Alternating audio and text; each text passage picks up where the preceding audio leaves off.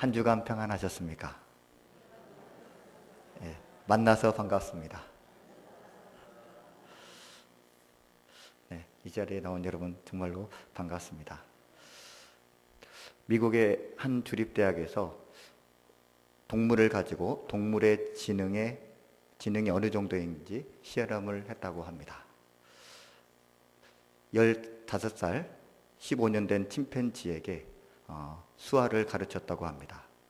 갖은 노력을 다해서 140개의 단어를 15살 된 이 침팬지에게 가르쳐줬다고 합니다. 그래서 이 침팬지가 이 140개의 습득된 단어를 가지고 어떻게 말하는지 연구하고 주의 깊게 살펴보기로 했습니다. 연구팀은 궁금했습니다. 140개의 단어를 가지고 이 침팬지가 어떤 말을 할까? 이 침팬지가 맨 처음으로 표현한 말은 이 말이었다고 합니다. Let me out. 나를 그냥 놔주세요. 예. 여러분들이 제발 당신들 때문에 귀찮으니 제발 나를 좀 자유롭게 해주세요. 이것이 침팬지가 한 처음 표현이었다고 합니다. 여러분, 짐승도 자유를 원합니다. 하물며 우리 인간이겠습니까? 이런 말이 있습니다. 너무나 유명한 표현이죠. 자유가 아니면 죽음을 달라. 여러분, 생명이라는 것이 무엇입니까? 가장 중요한 것입니다. 그런데 자유가 아니면 죽음을 달라. 이렇게 표현을 합니다. 그만큼 자유는 우리 인간이 누릴 수 있는 최고의 가치라고 할 수가 있습니다. 진정으로 자유로운 사람을 만나기라는 참으로 어렵습니다. 자유를 누리며 사는 사람, 참 보기 드뭅니다. 어떤 사람들은 자신들의 손에 꽁꽁 묶여 있습니다. 또 어떤 사람들은 자신들이 자라온 과거에 속박되어 있습니다. 어떤 사람들은 자신들의 욕망에 사로잡혀 있습니다. 사회가 매우 위선적으로 되어가고 있습니다. 또 어떤 때는 사람들로 하여금 위선적이 되기를 강요를 합니다. 사람들은 어떠한 가면을 쓰고 생활하지 않으면 안 될 그런 사회가 되어가고 있습니다. 현대인들 갈수록 걱정입니다. 요람에서 무덤까지 사람들은 걱정과 염려 가운데 살아가고 있는 것이 현실입니다. 초등학생들 성적으로부터 자유로울 수가 없습니다. 중고등학생들 대입으로부터 자유로울 수가 없습니다. 대학생들 취업으로부터 자유로울 수가 없습니다. 취업을 했다고 해서 다가 아닙니다. 또 취업 가운데 고용 불안으로 해서 걱정을 해야 될 때가 너무나 많이 있습니다. 직장 일로 인해 심한 스트레스를 받는 경우도 허다합니다. 현대인들 대부분 불확실한 미래에 대해서 걱정과 염려 가운데 살아가고 있는 것이 우리의 삶이라 할 수가 있습니다. 진짜로 자유로운 사람, 내면적으로 자유로운 사람, 그러한 사람을 만난다는 것 정말 힘들고 그러한 사람이 되기를 우리는 힘쓰지만 그것은 쉬운 일이 아닙니다. 모든 사람이 자유에 대해서 목마름을 가지고 있습니다. 자유는 모든 사람의 어머니요 돌아가고픈 고향입니다. 예수 그리스도는 우리에게 자유를 선물로 주시려고 이 세상에 오셨습니다. 여러분은 자유롭지 못합니다 라고 이렇게 말하면 우리는 보통 우리가 자유롭지 못하다니 라고 반문을 할 수 있습니다. 나는 자유롭다라고 여러분들은 말할 수 있을 것입니다. 그러나 우리의 삶 가운데 정말로 진정한 자유가 있는지 한번 되짚어 보시기 바랍니다. 우리는 말로 표현할 자유, 출판의 자유, 언론의 자유, 주거의 자유, 외형적인 자유를 누리고 있습니다. 아침에 빵을 먹을지 밥을 먹을지 선택할 자유가 있습니다. 그런데 여러분, 우리가 이런 외면적인 자유를 떠나서 정말로 내면적으로 자유로운가 하는 것입니다. 물론 우리가 외형적인 자유를 누리고 있지만은 그러나 이 외형적인 자유만큼의 정말로 우리 내면적으로 자유로운가 하는 것이 오늘의 궁극적으로 주님께서 우리에게 던지시는 질문이라는 것입니다. 우리가 내면적인 자유를 누리기 위해서는 어떻게 할 것인가 하는 문제입니다. 호주 시드니의 교도소에 수감된 한 죄수의 이야기입니다. 그는 빵 배달차가 일정한 시간에 교도소에 오는 것을 눈여겨보았습니다. 그리고 감시가 소홀한 탐을 타서 그는 은밀하게 이 차에 숨어 들어갔습니다. 차에서 지내기가 쉽지는 않았지만 그러나 이 차를 통해서 밖으로 나아가면 자유롭다는 것을 그는 알기 때문에 그는 이 차 안에서의 부자유함을 참을 수 있었습니다. 드디어 차가 교도소로 나갔습니다. 그리고 일정한 시간이 지난 뒤에 그 차가 이윽고 다른 곳에 도착을 했습니다. 이 죄인은 마음속으로 드디어 자유라라고 소리를 쳤습니다. 그리고 그는 이 차에서 나왔습니다. 근데 그만 이 사람이 내린, 이 죄인이 내린 곳은 다른 인근의 교도소 군에였습니다. 그는 한 곳의 교도소로부터 탈출을 성공했습니다. 그러나 그는 진정으로 교도소를 탈출하지는 못했습니다. 이것이 인간의 삶과 비슷하다고 할 수가 있습니다. 우리는 외형적인 자유를 얻었습니다.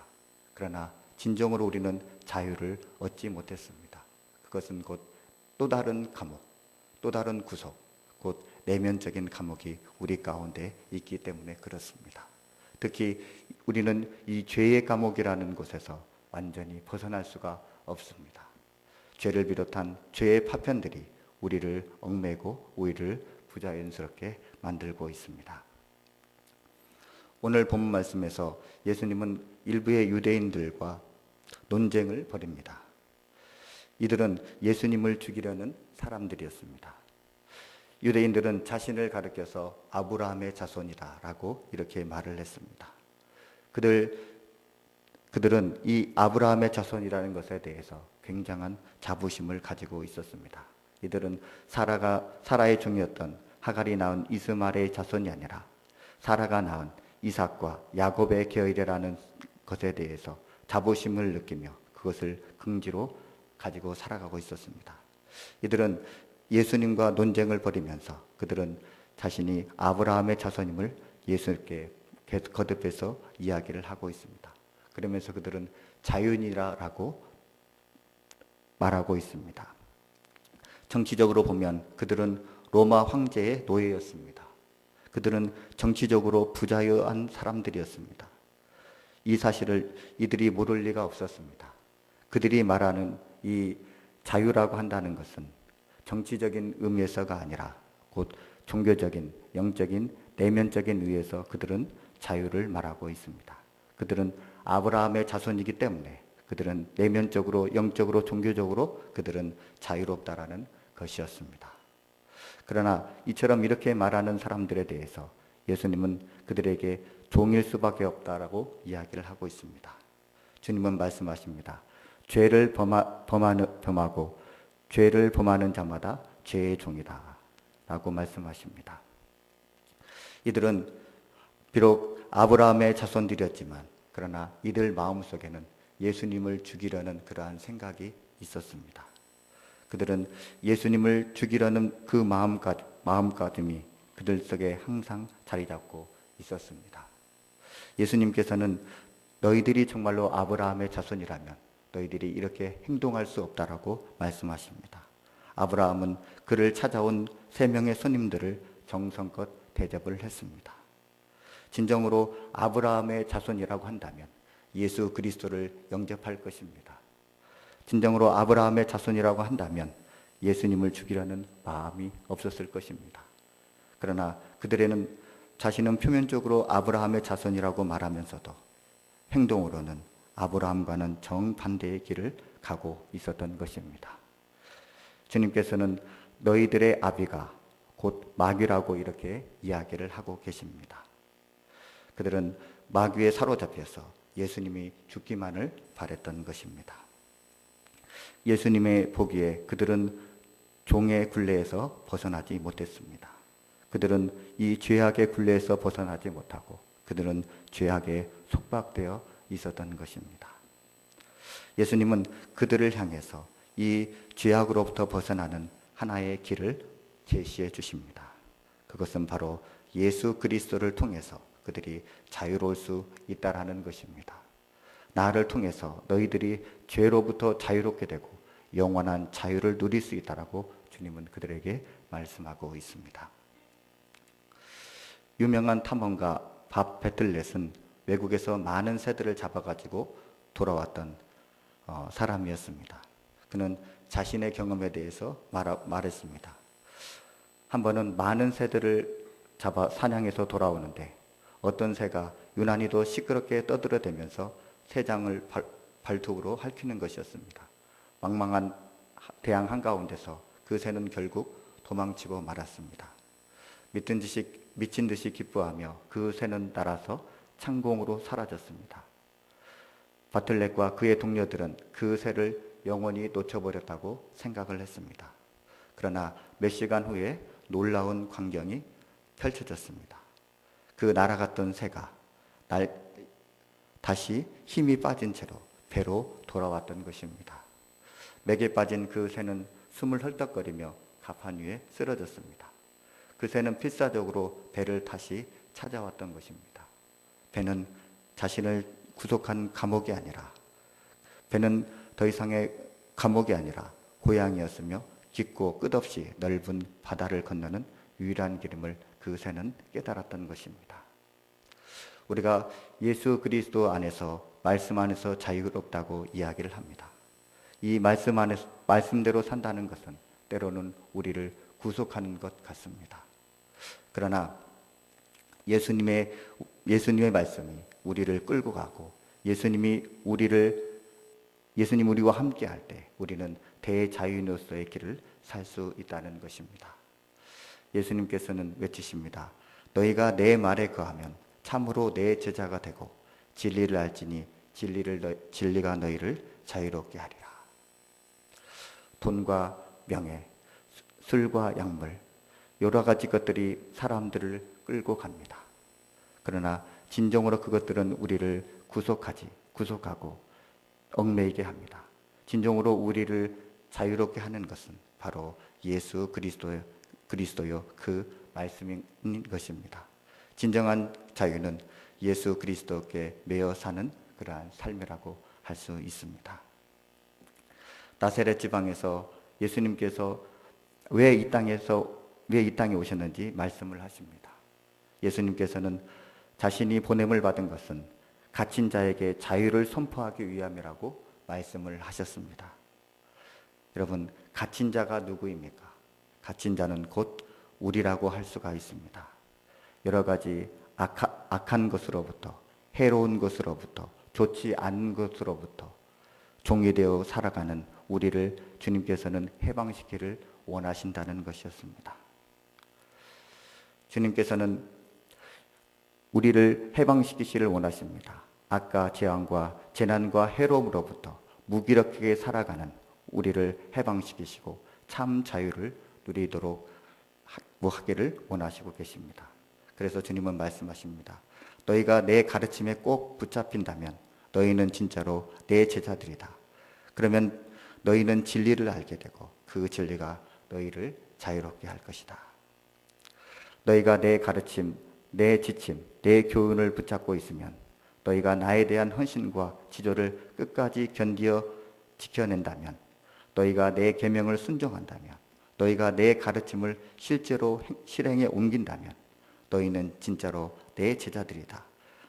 너희는 진리를 알게 될 것이고 진리가 너희를 자유롭게 할 것이다. 주님은 이렇게 우리에게 말씀하고 있습니다. 여러분, 정말로 예수님의 말씀대로 살면, 예수님의 가르침대로 살면 우리는 자유로울 수 있습니까? 그렇습니다.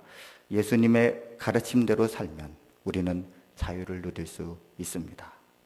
예수님의 가르침에 붙잡혀 사는 사람은 궁핍한 가운데서도 사람들에게 넉넉히 베풀 줄을 압니다. 관대하게 다른 사람에 베풀면서도 자기가 그렇게 했다는 사실을 누구에게도 말하지 않습니다. 예수님에게 붙잡힌 사람은 자신을 드러내고 싶은 명예욕으로부터 자유롭습니다. 예수님의 가르침에 붙잡힌 사람은 자신의 보화와 재물을 이 땅에 쌓아두지 않고 하늘에 쌓아두는 사람입니다. 예수님의 가르침에 붙잡힌 사람은 재물에 대한 탐욕으로부터 자유로움을 얻게 되고 하나님께 대하여 부요한 자가 됩니다. 예수님의 가르침에 붙잡힌 사람은 교회 와서 예배를 드리기 전에 먼저 껄끄러운 사람이나 보기 싫은 사람들에게 화해를 청합니다.